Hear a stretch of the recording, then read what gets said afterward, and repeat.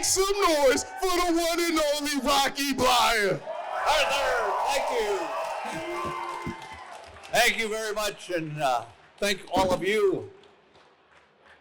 You know, working with Arthur is difficult. You know, he's so quiet, reserved.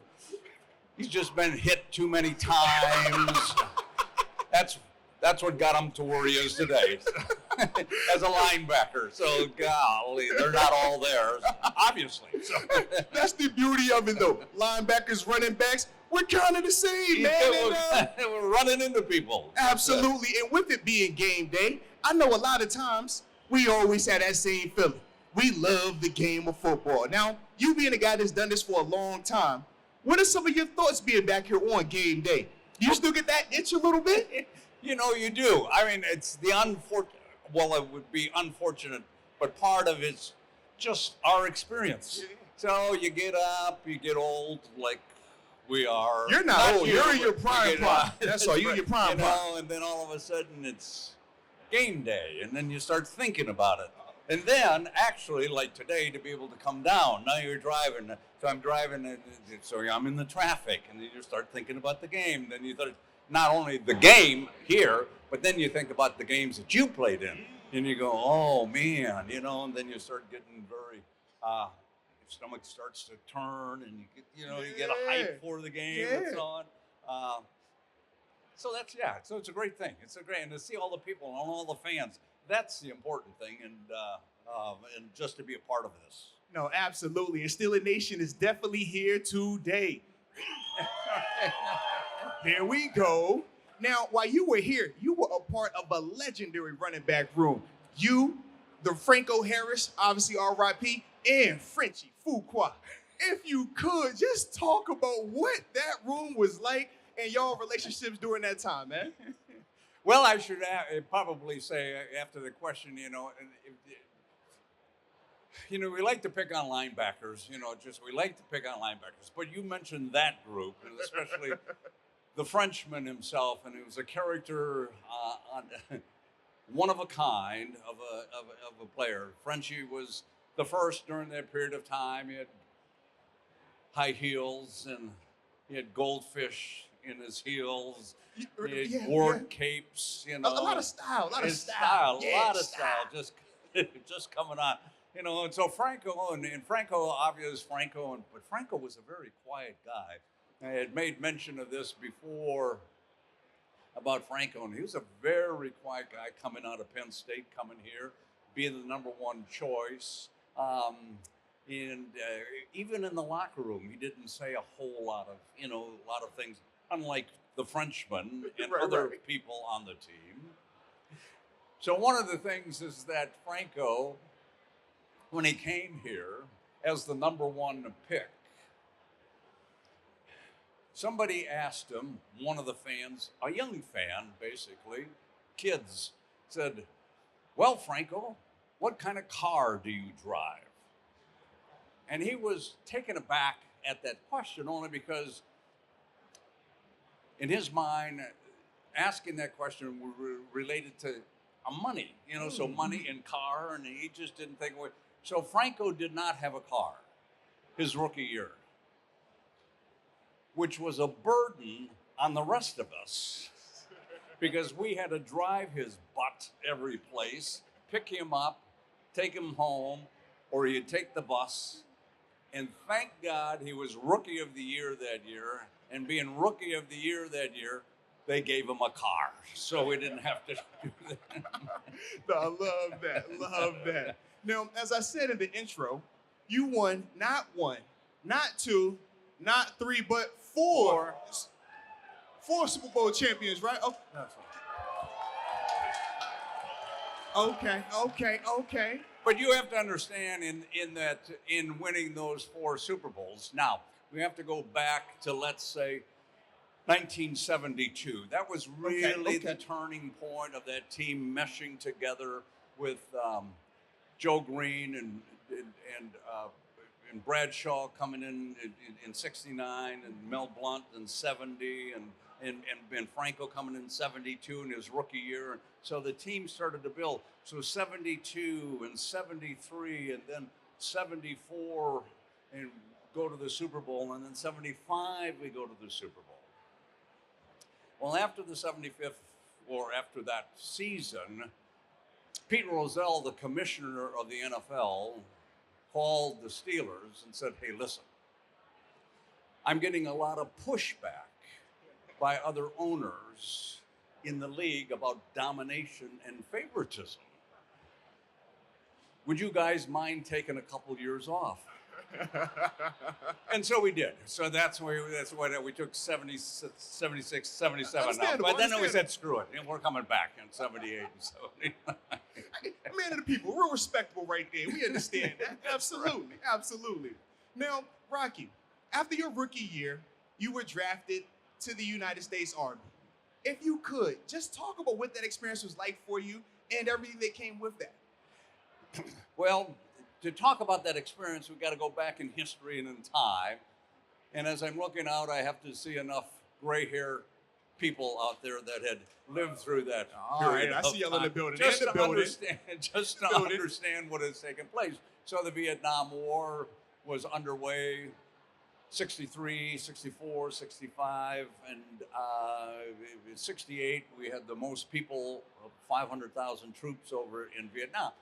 Not embraced by the American people, not necessarily a popular war. So unfortunately, at that period of time, as a soldier, you were identified with the conflict, thus you were not looked upon in high esteem as our soldiers should be today.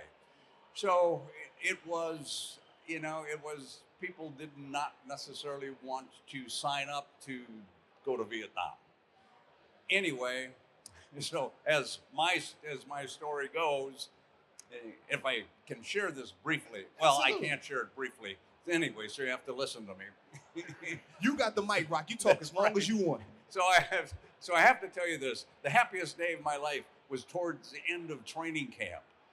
Bill Austin was our head coach, and he took me aside and he said, Rock, he said, listen, we got this letter in the mail, and it was open accidentally, and it was my 1A classification to be eligible for the draft. And he said, we think you're good enough to make the team, and so we will take care of this for you. Whatever that meant. In my mind, it was like getting to the reserve or the National Guard, as some of the players had done. Well, time had gone by, months had gone by, and it was now in November, in December, and all of a sudden one of the equipment guys hollered at me. He said, hey, Rock, there's a letter over here for you at the table. Well, just to put things in the right perspective, when you're the 417th person picked in the NFL draft, playing on a losing team, I mean, nobody writes you fan mail.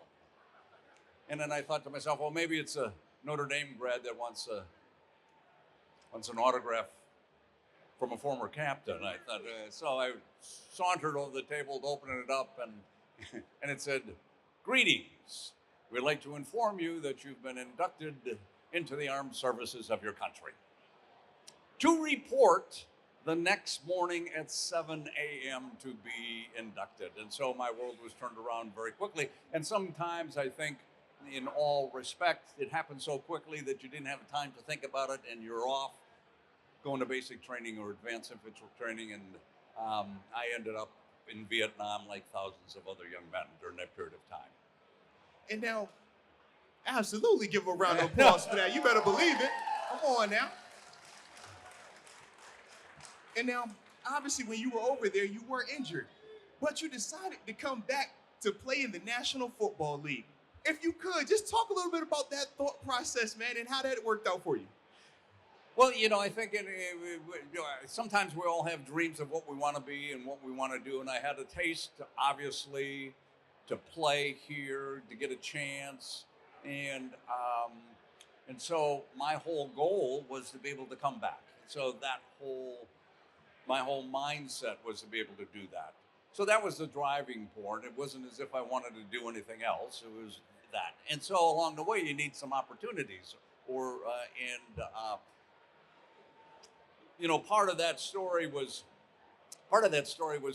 in coming back, and I was in Tokyo at the time and just out of the field hospital after a couple weeks in another hospital after another operation. And I got enough courage to ask my physician what he thought about my injuries, whether or not I could come back and play. And he said, he chuckled and said, "Don't worry about it. You're going to have a normal life. Don't expect to get back. You just won't have the strength nor the flexibility to be able to be a running back in the NFL." Shortly thereafter, and he sucked that hope out, but shortly thereafter, I got a postcard to mail. It had 2 lines on it. It said this: "Rock, team's not doing well. We need you. Art Rooney." And you go, "Oh, somebody needed me." No, they didn't need me. Somebody just took the time to care. And so when I was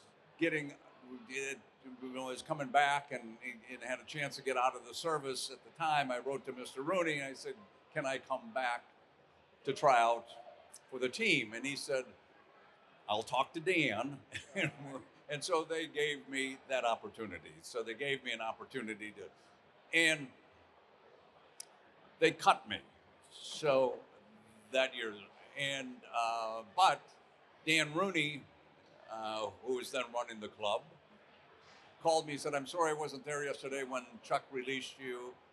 He said, "I talked to him. We're not going to take any spot." He said, "We want our doctors to take a look at you and see what they can do."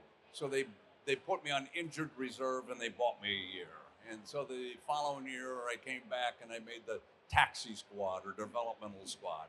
So they bought me 2 years of an opportunity. And so I'll be always grateful for that opportunity. And then you have to do something with that opportunity. So I got a chance to make the team thereafter. And after doing that, you did a great job. And we are super appreciative of you for that. And with it being Hall of Honor weekend, we know we had a new class that just got inducted.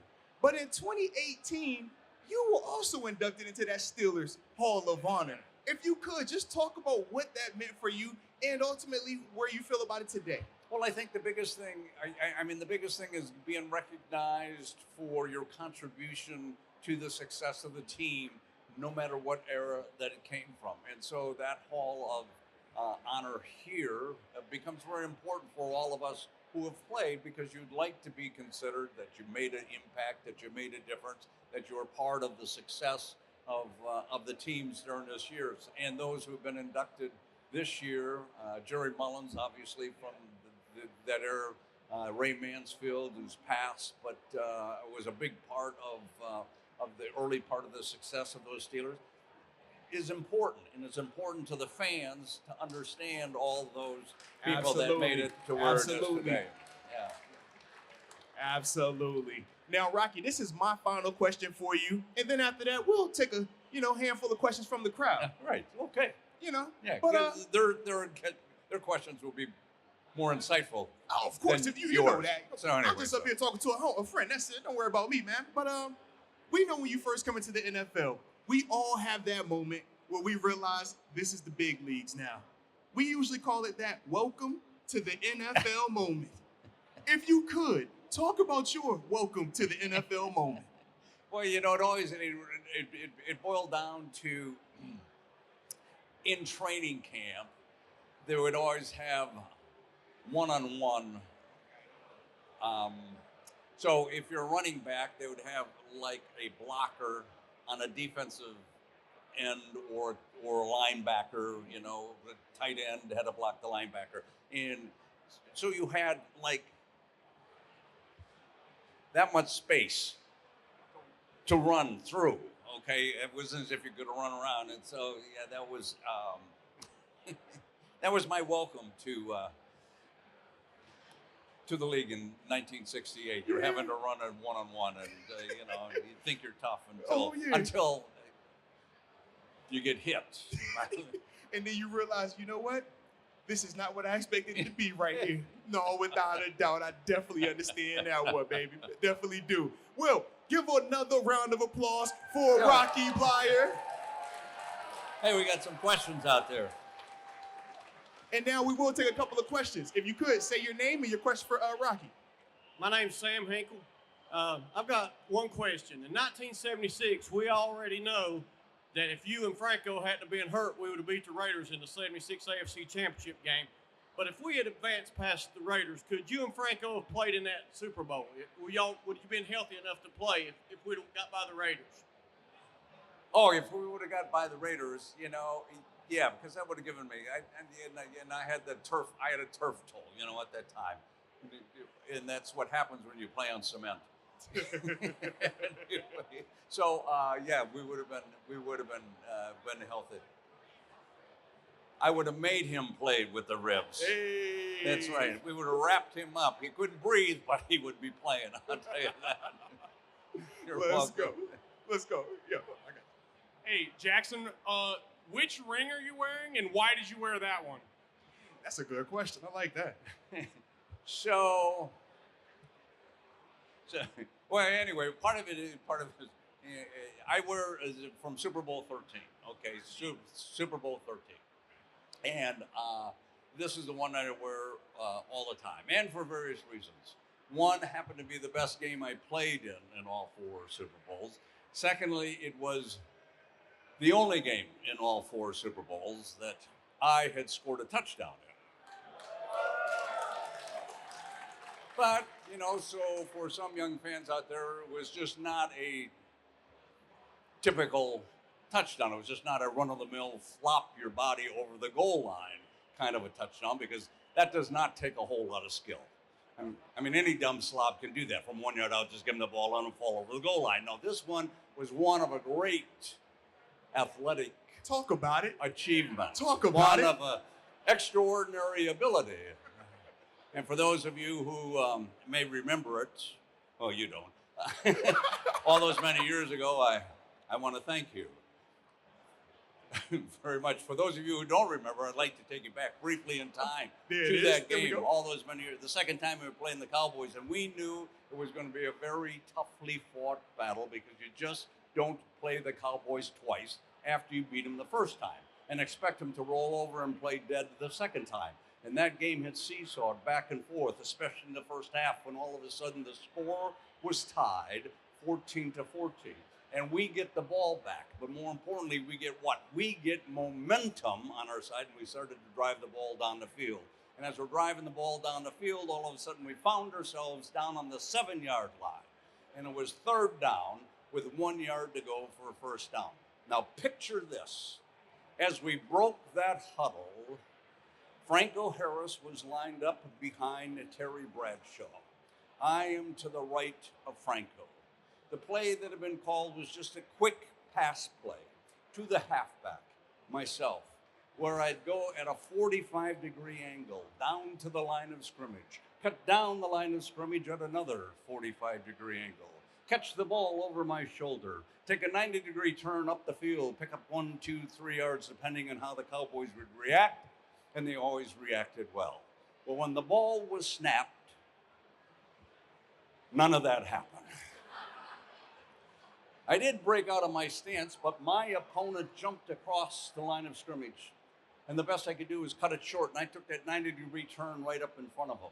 Now, in the meantime, Bradshaw was faking to Franco Harris into the line of scrimmage. And when he pulled that ball out, looking for that receiver, myself, down that line of scrimmage, and when he did not spot me,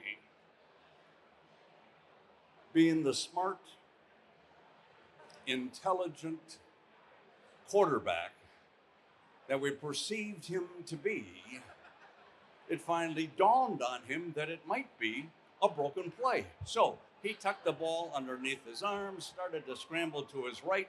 As he's scrambling to his right, that sideline was looming up. Opposite side of him, larger than life, Neanderthal beings with lobotomies chasing him down. And then it happened, maybe once in a lifetime. Will you ever experience it, when all time just seems to stand still? And our eyes met across the field, now 40 yards separating us. And under pressure, he released the ball. Maybe a little too quickly. Maybe a little too high. And it came floating into that end zone. And as it came floating into that end zone, I leaped all 5'9.5" of me. Yeah. All my might straight up in the air as high as I could go. I don't know, 18, 19, 20 feet. I kind of forget it after all these years. And I grabbed that ball and came down across that goal line to give us a score and a lead we never relinquished. But that is not why I wear this ring. I wear this ring because it happens to be the largest and gaudiest of all four. So that's. Let's go, let's go. Give another round of applause for Rocky Bleier.